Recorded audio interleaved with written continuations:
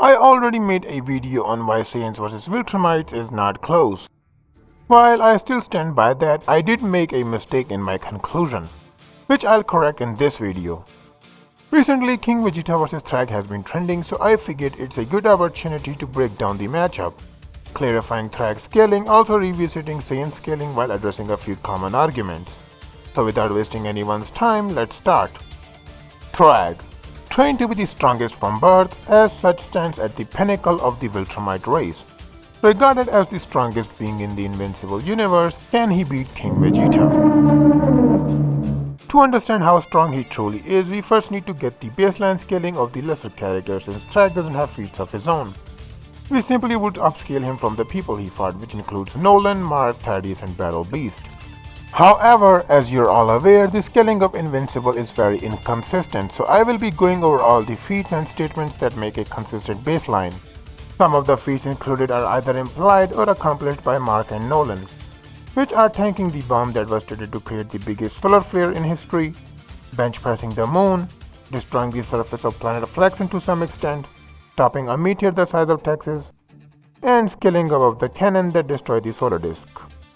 Now before anyone brings it up, I'll say it myself. I am well aware of the death battle calculation, which assumes that the disk is as big as a star. But again, there is nothing that supports that idea, as even a moon-sized disk can do the exact same thing. Which is why the result I'm showing assumes that the disk is as big as the Earth.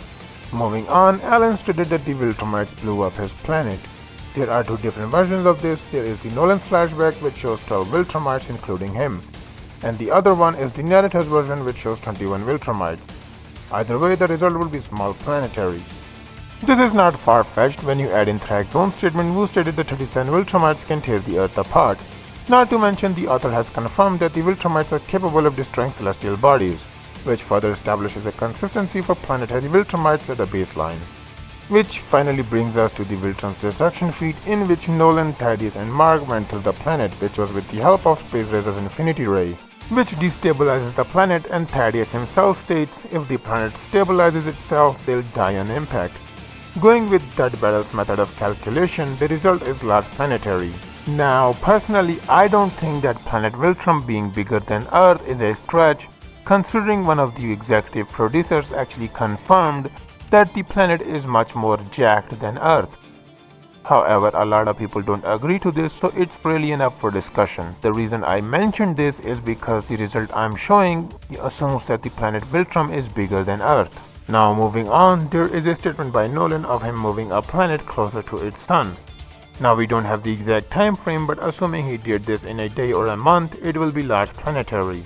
And all of this pales in comparison to Thragg, who is significantly stronger as the strongest of his race. He will naturally scale to every feat the other Viltrumites accomplished, which will comfortably put Thragg at large planet level. As for speed, you all know that I don't buy into that massively faster than light bullshit when there is given context. To dumb it down, the Viltrumites by accelerating manipulate their gravitons and use their smart items to create a subspace jump, which is what allows them to travel faster than light, which does not scale to their actual combat or reaction speed. Instead of that, I'll go with the more grounded metaphor speed. Mark is able to dodge Powerplex lightning and has a statement from the data book which states that he averages around 800,000 km per hour, which is massively hypersonic, which implies he's casually at this level. There's also Kirk's, whose lightning travels around 60,000 miles per second. El Chupacabra can dodge that, and Sinister Mark was able to blitz him, putting Mark's speed at relativistics. The data book also backs this up by stating Viltrumites can reach near light speed in space. This should put every Viltrumite in the relativistics as well. Thragg is blatantly shown to be blitzing and outspeeding them, making him even faster. With all of the scaling at the table, Thragg should be large planetary with relativistic speed. King Vegeta, arguably the strongest Saiyan of his time, has recently been talked about ever since fans began comparing him to Thragg. The problem is that King Vegeta has almost no screen time and has no major fights. However, despite his limited appearance, I'll do my best to scale him using the information we do have.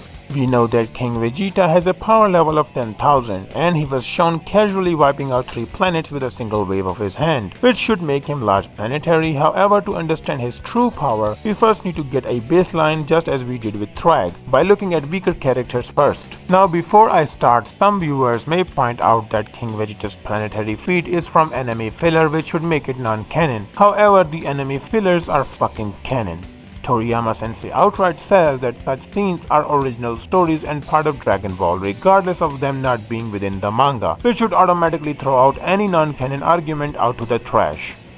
Starting off with Master Roshi, despite having a power level of only 139, he was able to destroy the moon so violently that it was completely pulverized. The energy required to do that is 20 utatons of TNT, placing it at large planetary. This is even more impressive when we consider that Piccolo, who later also destroys the moon with ease, wasn't even able to scratch Raditz with the same attack, whose power level was around 1500. This is because within Dragon Ball, power levels are not linear. For example, Kid Goku with a power level of only 10 was able to crush a boulder with his bare hands. Yet the farmer, who was shown to have half of Goku's power level, can do that. If we assume the farmer is a peak human, Goku is about 1000 times more powerful than him. In other words, within Dragon Ball, if someone's power level is twice as yours, he's probably 1000 times stronger than you. And just like that, the difference between Master Roshi and Raditz is 1000 times over, which will make Raditz small star level. And Nappa is stronger than Raditz with a power level of 4000, and King Vegeta is even stronger than that, which will get him around star level. Now this is where I stop King Vegeta's scaling, as there is nothing else to add, so let's move on to his speed, which is pretty easy to get, as we know King Vegeta still has a higher power level than base Goku from the Saiyan saga, who can react to incoming meteorites while the ship was moving from Earth to Namek, which is on the other side of the universe. The calculation put this around 2 trillion times faster than light. And yes, King Vegeta would scale to this, as within Dragon Ball, speed is directly correlated to your strength. When you get stronger, you also become faster. However, if you have a problem with this, there are still multiple light speed feats and statements before the Saiyan saga,